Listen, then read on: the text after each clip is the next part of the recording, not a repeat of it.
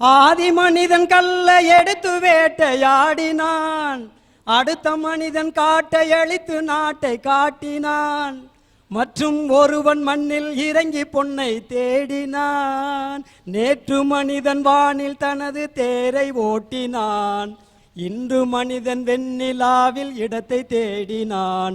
வரும் நாளை மனிதன் 7 உலகை ஆள போகிறான், வரும் நாளை மனிதன் 7 உலகை ஆள போகிறான். 7 உலகத்தில் சார் 70 உலகத்தை கூட ஆளுவான் மனுஷன். என்னை மாதிரி கணமா டேலண்டா இருந்தா.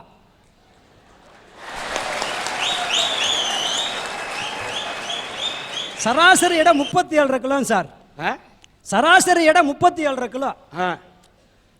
அதாவது சார் இந்த உலகம் தோன்றி 1370 கோடி ஆண்டுகள் ஆகுதுன்னு வரலாறு சொல்லுது சார். இந்த 1370 கோடி ஆண்டுகளா மனுஷன் படைச்ச சாதனையை பார்த்தா அடாடாடாடாடா எவ்வளவு அற்புதம், அதிசயம், விஞ்ஞானம். ஆனா இதை எல்லாத்தையும் அனுபவிக்க முடியாம போச்சேங்கிற ஒரு வேதனை சார் எனக்கு. ஆனாலும் அடுத்த பிறவி மனுஷ பிறவியே எடுத்து சும்மா கலகலகலகலன்னு எல்லாத்தையும் அனுபவிக்கணும்னு ஆசைப்படுறேன் சார். சார் இப்போ எனக்கு வயசு 39. 39வது வயசுல தான் செல்ஃபோனை பார்க்குறேன். என் பையன் முளைச்சி 3 விடல, ரெட்டனை காலை போட்டுக்கிட்டு ஹலோ எனக்கு இந்த எதுக்கு பொண்டாட்டி என்ன சுற்றி வப்பாட்டி பாட்டு போடுங்க ரொம்ப பிடிக்குங்கிறான். இதே வயசில் எனக்கு செல்ஃபோனு கிடையாது. ஒருவேளை எனக்கு இருந்துருந்துச்சுன்னா நான் ஹலோ சில்க் சிமிதாவா, ஹவ் ஆர் யூ, எப்படி இருக்கீங்க, தாராளமாக தான் இருப்பீங்க, இருந்தாலும் நீங்கள் ஆந்திராவில் இருக்கீங்க, நான் திண்டுக்கல்ல இருப்பேன், நீ பேசியிருப்பேன். செல்ஃபோன் இல்லை அப்போ. இப்போ செல்ஃபோனாக இருக்குனியா, ஜொல்ஃபோனாக இருக்கக்கூடாதியா, அது செல்ஃபோனு. அப்போ செல்ஃபோன் இருந்துச்சு, சில்க் சிமிதாட்ட பேச முடியல சார். இப்போ செல்ஃபோன் இருக்குது, சில்க் சிமிதா இல்லை. கட்டின பொண்டாட்டி கட்டி இருக்கக்கூடிய சேலையில கூட சில்க்குனா கூட அந்த பட்டு சேலை கூட சில்க்கு தான்யா. அந்த சில்கை பார்க்க ஆரம்பிச்சுன்னா கண்ட சில்க்கு ஏன் அலையணும்? கண்டிப்பா சார்.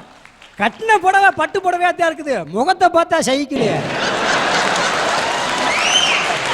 உள்ளதான் ஒரு நிமிஷம், கண்ணங்கரேர்னு இருக்கிற ஒன்னை கட்டிக்கிறதுக்கே ஒரு பொண்டாட்டி வரக்குள்ள நாம மட்டும் கருப்பா இருக்கணும், ஆனா வர பொண்டாட்டி மட்டும் சிவப்பா இருக்கணும். நம்ம மூஞ்சி மட்டும் எப்படி வேணாலும் இருக்கலாம், கல்லானாலும் கணவனே புல்லானாலும் கணவச்சேன்னு பொண்டாட்டி வாழணும்.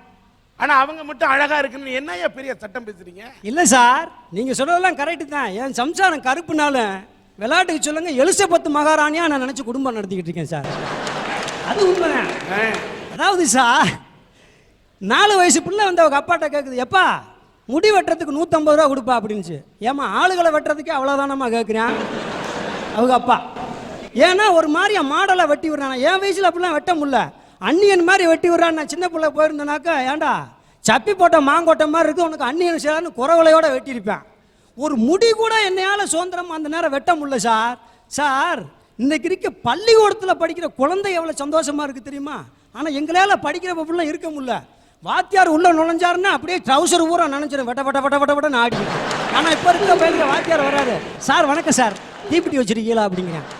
ஏய் வாத்தியாட்ட அதெல்லாம் வர்றப்பே வாங்கிட்டு வர்றது இல்லையா அப்படிங்கிறார். இப்படி சந்தோஷமா எங்களெல்லாம் அனுபவிச்சு இருக்க முடியல சார். ஆனா மறுபடியும் ஒரு மனித பிறவி எடுத்து நிச்சயம் எல்லாத்தையும் அனுபவிச்சு மகிழ்ச்சியா வாழ்ந்தா சார் என்னுடைய ஆசை. இளமை பொழுதுனாலே இனிமை பொழுதுன்னு சொல்லுவாங்க சார். நாங்கள்லாம் இளைஞர்களா இருக்கப்ப இவ்வளவு சந்தோஷமா இருக்க முடியாது. ஒரு சந்தோஷமான பாட்டை கூட பாட முடியாது. எதிர்த்த வீட்டில் அப்படியே மும்தாஜ் மாதிரி அழகா இருப்பாங்க, பீச்சக்கண்ணில் கூட பார்க்க முடியாது. அப்படியே பார்த்தாலும் கதா காலஜபத்தை சொல்லிட்டு செவனே நின்றுட்டு திரும்பிக்கணும்.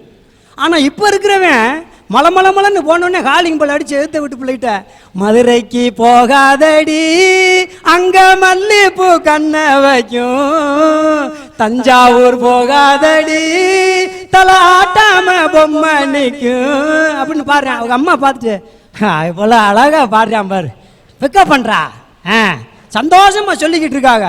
எங்களுக்கு அப்படியெல்லாம் வாய்ப்புகள் கிடைக்கல சார். கட்டுரை எழுதுறானா கதை எழுதுறானா இல்லையே, கலர் கலராக இன்னைக்கு லவ் லெட்டர் எழுதி தள்ளிக்கிட்டு இருக்கான் சார். இப்படி ஒரு பையன் எழுதிக்கிட்டு இருந்தான், என்ன எழுதுறான்னு வாங்கி பார்த்தா அவ்வளவு பிரமாதமாக எழுதியிருக்கா சார். கண்ணே கனியமுதே கனிந்து விட்ட பனிப்பழமே பல கடிதங்களை எழுதிவிட்டேன், இறுதியாக என் ரத்தத்தை மையாக்கி என் விரலை பேனாவாக்கி இந்த கடிதத்தை எழுதுகிறேன். உனக்கு பிடித்திருந்தால் உடனே மறுகடிதம் எழுது, இல்லை என்றால் உன் தங்கையிடமாவது கொடுத்து விடு, இல்லைன்னா அவங்க சின்னம்மா மக இருந்தா கொடு. இல்லாட்டி அவங்க பெரியம்மா மகா இருந்தால் கொடு, யார்கிட்டையாவது கூட 2 நாளில் பதில் வரணும்னு முடிச்சான். கரெக்டாக 2 நாளில் வந்துச்சு. வீச்சாடுவாளோட அவங்க அப்பா வந்தார், கையை தண்டி மீசையோட. மொட்டமல்லன்னு பயலுக்கு அப்படி விளாண்டுக்கிட்டு இருந்தால் வரணுன்னு பூரா பூரா பேண்ட்டு நனைஞ்சு போச்சு. எவன்டா என் மகனுக்கு லவ் லெட்டர் எழுதுனது? டேய், யாரா என் மகனுக்கு லவ் லெட்டர் எழுதுனது அப்படின்னு. டேய் சொல்கிறா மாப்பிள்ள, 10 பைய கையை விழுந்துரும் போல இருக்குட்டே சொல்கிறா அப்படின்னு. முன்னால் எழுந்திரிச்சுவேன், சார் நான் தான் சார் எழுதுனேன். நீ தான் என் மகனுக்கு லவ் லெட்டர் எழுதுனியா? ஆமாங்க சார். ரொம்ப அருமடா, இந்தடா என் மக பதில் லெட்டர் எழுதிச்சிடாங்க. அவ்வளோதான், பையன் அங்கிட்டு போயிட்டு அவன் எங்கிட்ட ஆரம்பிச்சிட்டாங்க. சலக்கு சலக்கு சரிக சேல சலக்கு சலக்கு. சூப்பராக போய்கிட்டு இருக்குதியா கதை. சார் என்னுடைய குடும்பம் ஒரு சின்ன குடும்பம் சார், ஒரு சின்ன குடும்பம். எல்லாம் மனைவிமார்களுக்கு 1/2 டஜன் வளையல் 1 டஜன் வளையல் கையில் போட்டு அழகு பார்ப்பாங்க சார். ஆனால் எங்கள் அப்பா வளையல் போடல, 1 டஜன் பிள்ளைகளை கோர்த்து விட்டார். 12 பிள்ளைய சார் என் கூட பிறந்தவங்க. சும்மா கோழி குஞ்சு ஒரிச்ச மாதிரி பொறிச்சு தள்ளினாரு.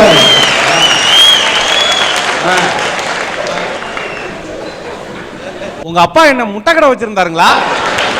நல்ல கேள்வி. எங்க அப்பா முட்டை கடை வைக்கலங்க, கோழி பண்ணையே வச்சிருந்தாரு. அங்க இருந்த ட்ரைனிங் தான். எங்க வாத்தியார் காட்டாரு, ஏண்டா என்னடா 12 பிள்ளைகளை உங்க அப்பா பெத்தாரு இப்படி சார். எங்க அப்பா ஒரு யதார்த்தவாதி சார். ஆமா, குடும்பத்தை உருவாக்க சொன்னால் ஒரு கிராமத்தை உருவாக்கி தந்தார் எங்க அப்பா. குடும்பத்தை உருவாக்க சொன்னால் எல்லாம் கிலோ கணக்கில் அரிசி தான் வாங்குங்க வீட்டில். எங்க வீட்டில் உப்பே ஒரு நாளைக்கு 1.25 கிலோ ஆகும். இப்படி திருவிழாதருக்கெல்லாம் கிளம்புனோம்னா ஒரு தாய் மக்கள்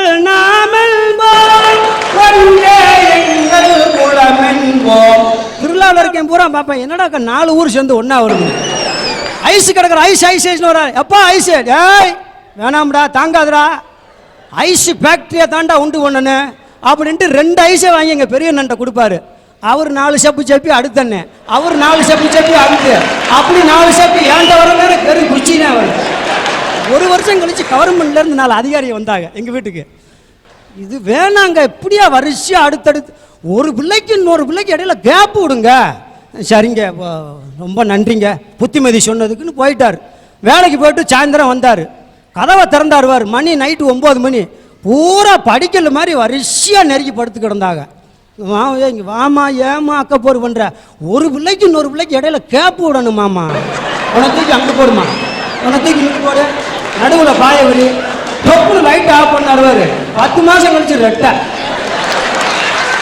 சார் இப்போ இந்த பழனி அரட்டை அரங்கத்துக்கு வர்றப்போ கூட எங்கள் வீட்டுக்காரம்மா சொன்னாங்க, ஏங்க பழனியில் அரட்டை அரங்கம் நடக்குதுன்னா குடும்பத்தோடு போகலாம்னு. வேணாமா, குடும்பத்தோடு கிளம்பணும்னு போய் 4 ரயில் விட்டாலும் ரயிலுக்கு பின்னால் பாதி பேதி ஒடியாரண்ணே பேசாமல் விட்டு இந்துக்களை நம்ம குடும்பத்துக்காக ஒரு அரட்டை அரங்கத்தை போட சொல்லிடலாம் அப்படின்ட்டு. இவ்வளவு பெரிய குடும்பத்தில் பிறந்து எவ்வளவு கஷ்டம் இருக்குது நஷ்டம் இருக்குது சார். இந்த 1000 கல்யாணம் பண்ணி ஒரு பொய்ய சொல்லி கல்யாணத்தை முடிக்கணும்னு சொல்லுவாங்க சார். எங்கள் அம்மா 9000 பொய் சொன்னாங்க. ஏன்னா எனக்கு முன்னால் 9 பேர் பூரா கல்யாணம் பண்ண வச்சுட்டு எனக்கு கல்யாணம். ஏண்டா கல்யாணத்தை முடிச்சுக்க சட்டு புட்டுன்னு, பொண்ணை நான் பார்க்குறியா இல்லை நீ பார்க்குறியா? நான் பார்க்கட்டேன். இல்லைம்மா, குடும்பம் நடத்த போகிறது நானே பார்த்துக்கிறேன்ட்டு டக்குன்னு மதுரைக்கு போனேன் சார். ட்ரெயினை விட்டு இறங்கின உடனே அடாடாடாடாடா, உண்மையிலே அப்படியே நம்ம தமிழ் கலாச்சாரத்தை கடைபிடிக்கிற ஒரு பொண்ணு அழகாக போய்க்கிருந்துச்சு. ஆஹா, மதுரை மீனாட்சியே கண்ணை திறந்துட்டாங்கன்னு அப்படியே போனேன் சார். என்னடி ராக்கம்மா வல்லாக்கு நெளிப்பு என் நெஞ்சு குலுங்குதடி, சிறு கண்ணாடி மூக்குத்தி மாணிக்க செவப்பு மச்சான இழுக்குதடி அப்படின்ட்டு போனேன். திரும்பமான வாக்குறேன், திரும்பவே இல்லை. அது மதுரை டவுன் ஹால் ரோட்டில் நேராக மீனாட்சி அம்மன் கோயில் நோக்கி போய்கிட்டு இருந்துச்சு. சரி போகட்டும் போட்டு, என்ன கோயிலுக்கு தானே போவாங்கன்ட்டு கோயிலுக்கிட்ட போய் பிடிக்கலான்னு பார்த்தேன். உள்ளே போயிட்டாங்க சார். சரி போட்டு போய் சாமி தரிசனத்தை முடிச்சுட்டு வரட்டேன், அப்புறம் நேராக பேசிக்குவோம்ட்டு அப்படி கோயிலுக்குள்ளே போயிட்டு சாமியை கும்பிட்டு திரும்பினாங்க பாருங்க. அப்போ தான் தெரிஞ்சு யாருன்னு. ஊரோரம் புளியமரம் ஒளிச்சுக்கிட்டா சல நான் பிறந்தது மதுரையில் மாறினது பம்பாயில் அப்படின்னு. ஏய் என்னன்னுச்சு கொய்யாலன்னு அங்கே பிடிச்ச ஓட்டணும். ட்ரெயின் பஸ்ஸை எதுவும் பிடிக்கல சார். பின்னங்கால் பட்டறையில் அடிக்க திண்டுக்கல் மலைக்கோட்டையில் தான் வந்து நின்னேன். நம்மள்கிட்ட போய் சொன்னேன், அம்மா பெத்துட்ட, உங்களே மாதிரி எனக்கு ஒரு நல்ல வாழ்க்கை தோழனுமா, நீயே பார்த்து முடிச்சிடுமான்னு. எங்கேயும் போவேனா, என் தம்பி மக அழகா லட்சணமாக இருப்பா, கட்டிக்கிட்டீன்னா நம்ம குடும்பம் மாதிரியே நீயும் சந்தோஷமாக இருக்கலாம்டானுச்சு சார். ஒன்றும் பேசலை. பேசாமல் எங்கள் தாய் மாமனை பொண்ணை முடிச்சுக்கிட்டு இன்னைக்கு 11 வருஷம் ஆயிடுச்சு சார். அடிக்கடி கரண்ட் கட்டாங்க. கரண்ட் கட்டானா டப்புன்னு வெளியே கிளம்பிடுவேன். இதே ஒரு வயதை விட்டு மாதிரி அடுத்த வரவில் அப்புறம் பார்ப்பேன் பொறிச்சு தள்ளுறதா அப்படின்ட்டு இன்னைக்கு உண்மையிலேயே சொல்கிறேன், நிறைஞ்ச வாழ்க்கை வாழ்ந்துக்கிட்டு இருக்கேன். என்ன அப்படியே ஒரு இன்பமான வாழ்க்கை அடைய முடியலன்னு ஒரு சின்ன விரக்தி இருக்குது. எங்கே போயிட போகுது இந்த உலகம்? அடுத்ததில் பிக்கப் பண்ணி ஒரு சூப்பரான என்ஜாய் பண்ணக்கூடிய இளைஞனா பிறந்து எல்லாத்தையும் மகிழ்ச்சியாக வச்சிருப்பேன்னு சொல்லிட்டு இந்த வாய்ப்புக்கு நன்றி கூறி முடிக்கிறேன் சார்.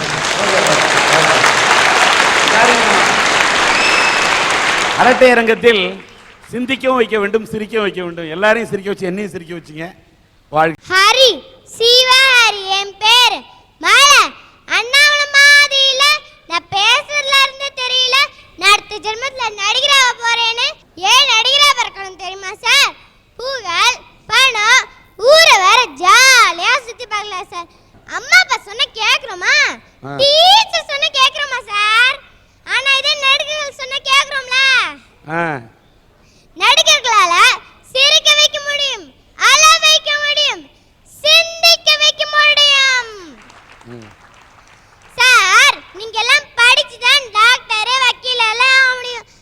நடிகர்கள் அப்படி இல்ல. நினைச்சா ஒரு பிள்ளை டாக்டர், ஒரு படத்துல வக்கீல், ஒரு படத்துல போலீஸ் ஆகும் சார். பட்ட கிளம்புறாங்களே. நீங்க எல்லாம் மிலிட்டரிக்கு போய் தான் துப்பாக்கி எடுத்து குண்டெல்லாம் போட்டு சண்டை போட முடியும். ஆனா நடிகர்கள் அப்படி இல்ல.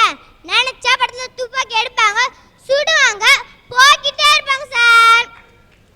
சார் எல்லாரும் பயந்து பயந்து தான் லவ் பண்ணாங்க. ஆனா நடிகர்கள் தைரியமான படத்துல லவ் பண்ணுவாங்க சார். சார் 40 வயசுக்காரங்க 16 வயசு பொண்ணோட டான்ஸ் ஆட முடியுமா? ஆனா இதே நடிகர்கள் டான்ஸ் ஆடுறாங்களே. 50 வயசுக்காரங்க காலேஜுக்கு போக முடியுமா? ஆனா இதே நடிகர்கள் போறாங்களே.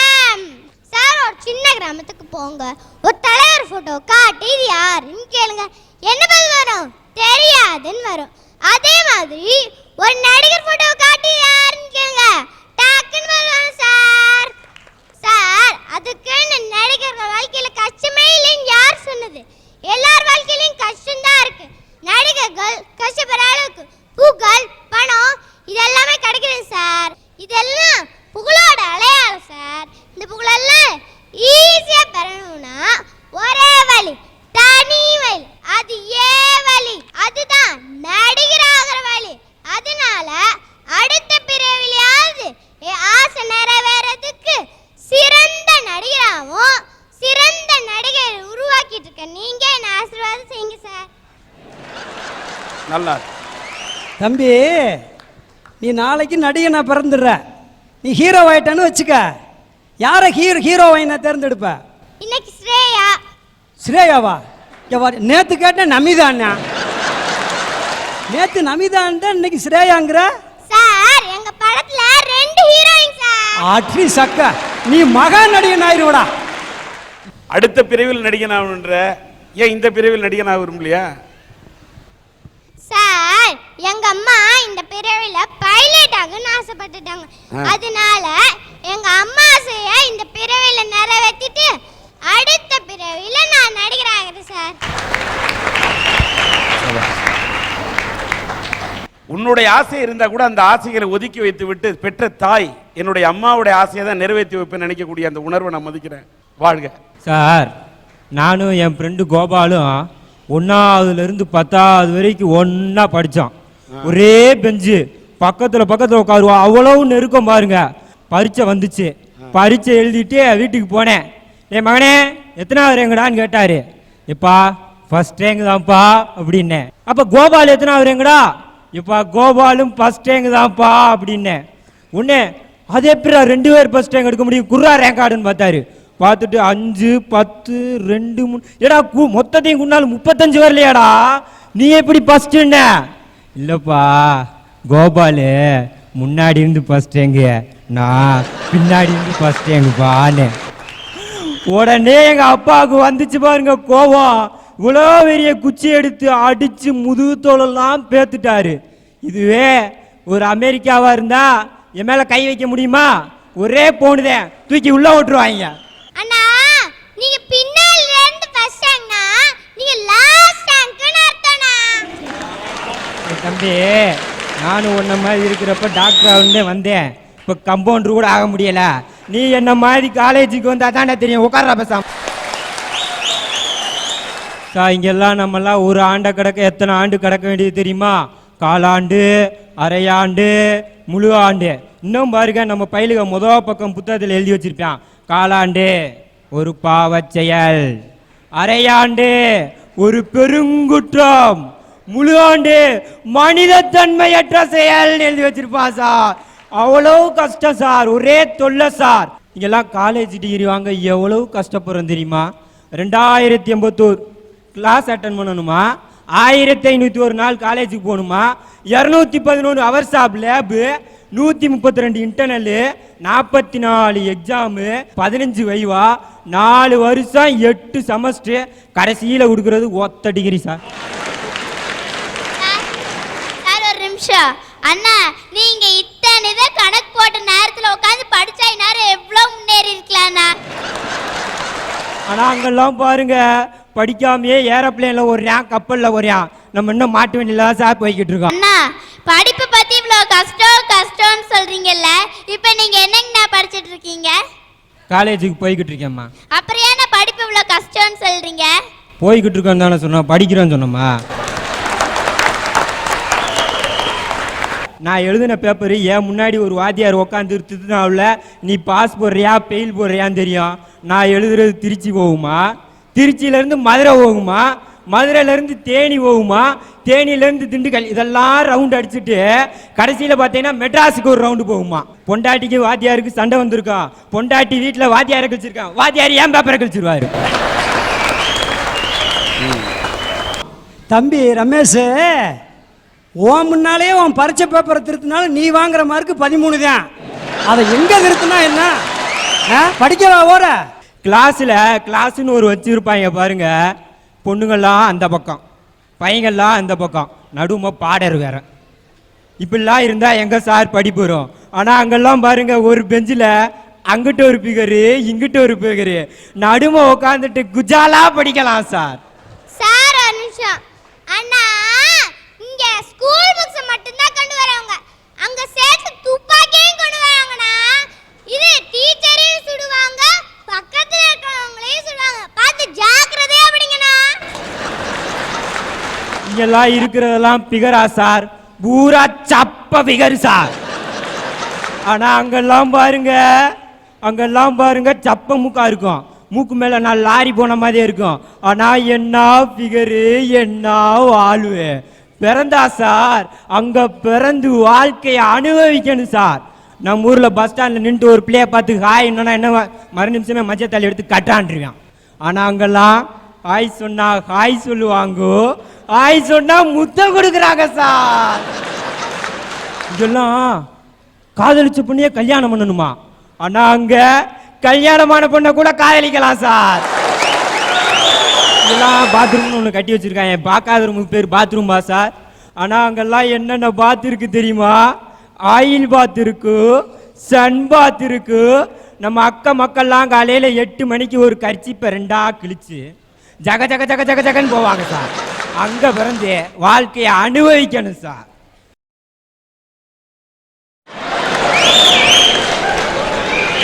இதெல்லாம் பாருங்க, நம்மெல்லாம் மிஞ்சி மிஞ்சி போனால் ஒரு கல்யாணம் பண்ண முடியுது. அப்படியே இல்லைன்னு வச்சுக்கோங்க 2 கல்யாணம். 2 கல்யாணம் என்னன்னு கேட்குறீங்களா?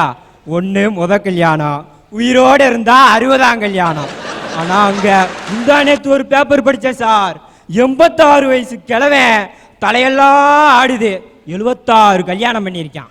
கொடுத்து வச்சவன் சார், கொடுத்து வச்சவன். பிறந்தா அடுத்த ஜென்மத்தில் அமெரிக்காவில் போய் பிறக்கணும். அப்படி இல்லைன்னு வச்சுக்கோங்க அந்த கிழவனுக்கு பேரனா வச்சு பிறக்கணும். தம்பி ரமேஷ், வெளிநாட்டில் 75 கல்யாணம் பண்ணாலும் பிள்ளைய 4 தான் இருக்கேன். ஆனால் இங்கே ஒரு கல்யாணம் பண்ணாலும் 2.5 டஜன் போயிருதே. அங்கெல்லாம் சிக்கலாக இருக்குது. என்னப்பா அங்கே போனால் நிறைய கல்யாணம் பண்ணிக்கலாம்னு நினைக்கிறேன். ஆமாம் சார். ஒன்னே ஒன்று சொல்கிறேன், அங்கே போனால் அமெரிக்கான்ற இங்க இந்தியாவுல இருந்தீங்கன்னா இந்திய கலாச்சாரம் தமிழ்நாட்டு கலாச்சாரத்துல கல்யாணம் பண்ணானா ஓம் பொண்டாட்டி இருப்பா. அங்க கல்யாணம் பண்ணா ஓம் பொண்டாட்டி. ஃப்ரிட்ஜை திறந்தா நம்ம வீட்டில் என்னென்ன இருக்கும்? மிஞ்சி மிஞ்சி போனால் கூல்ட்ரிங்க்ஸ் இருக்கும், தண்ணி இருக்கும். ஆனால் அங்கெல்லாம் பாருங்க, ஃப்ரிட்ஜை திறந்தா பீர் இருக்கும், ஜின்னு இருக்கும். என்னமா வாழ்றான் பாருங்க சார். எங்கள் சித்தப்பா வீட்டில் 12 பிள்ளைய அவங்க வீட்டுக்கு போயிருந்தேன். அவங்க வீட்லேயும் ஃப்ரிட்ஜ் இருந்துச்சு. பீரு கீர் இருக்குமான்னு டப்புன்னு கதவை திறந்தேன் பாருங்க, உள்ள கடைசி போய் படுத்திருந்தேன். எங்கள் சித்தப்பா கூப்பிட்டு கேட்டேன், என்ன சித்தப்பா ஃப்ரிட்ஜுக்குள்ளே கடைசி போய் படுத்திருக்கான்னு. அதை வேற முன்னலப்பா கெட்டு போக வேணான்னு உள்ளே வச்சிருக்கேன் அப்படின்னாரு. பேசாம உங்க சித்தப்பனை தூக்கி உள்ள வச்சிருந்தா பிரச்சனையா இருந்திருக்காது. அதனால் அடுத்த ஜென்மம்னு ஒன்று இருந்தா சார், பிறந்தா சார், எங்க அப்பா எங்க அம்மா ஆயா பக்கத்து வீட்டு பாட்டி எல்லாரும் குடும்பத்தோட போய் அங்க பிறக்கணும் சார். நான் சைட் அடிக்கிறேன் ஒரு பிள்ளை, அந்த பிள்ளைய அங்க பிறக்கணும். ஆனா ஒரே ஒரு கண்டிஷன் சார், அவன் அப்ப மட்டும் அங்க பிறக்கக்கூடாது சார். சார் ஒரு நிமிஷம். அண்ணா நீங்க அமெரிக்கால பிறந்தீங்கன்னா நீங்க வேணா ஜாலியா இருப்பீங்க. அமெரிக்கால இருக்கிற பூரா தொல்லை பிடிச்சு தானே அலைவியா? யார் நாசமா போனா என்ன, நான் ஜாலியா இருந்தா போதும் நினைக்கிறேன். நான் மட்டும் ஜாலியா இருந்தா போதுன்னு நினைக்கக்கூடிய ஒன்ன மாதிரி ஆளு இந்தியாவில பிறக்காம அமெரிக்கால பிறக்கிறது நல்லது. ஐயா இவங்கெல்லாம் இருக்கிறத விட்டுட்டு பறக்கிறத பிடிக்க ஆசைப்படுறாங்க. நான் விவேகானந்தரா பிறக்கிறேன், அரசியல்வாதியா பிறக்கிறேன் சொல்றாங்க. அதெல்லாம் அடுத்த பிறவில தானே. இந்த பிறவில என்னத்தை சாதிச்சாங்க? நம்மளா இருந்து சந்தோஷப்பட்டு வாழணும். அதுக்கு நான் ஒரு கவிதை சொல்றேன் சார். நேற்று என்பது உடைந்த பானை, நாளை என்பது மதிமேல் பூனை, இன்று என்பது கையில் உள்ள வீணை.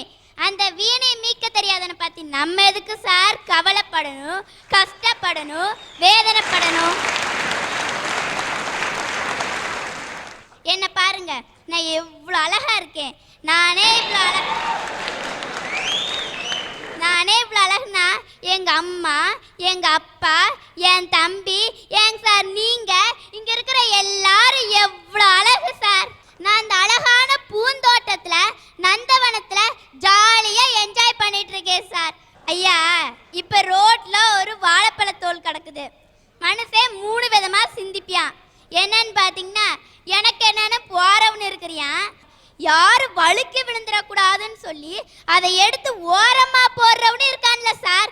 எனக்கு தேவை அந்த எடுத்து ஓரமா போடுறவனோட எண்ணம் தான் சார் எனக்கு தேவை. எல்லா விஷயத்திலையும் எல்லாத்துக்கும் அடுத்தவங்களுக்கு உதவி செஞ்சு அவங்க படுற சந்தோஷத்துல நான் சந்தோஷப்பட்டு வாழ்ந்து இப்பிறவியே சாதிச்சு காமிப்பேன் சார், சாதிச்சு காமிப்பேன். சபாஷ்.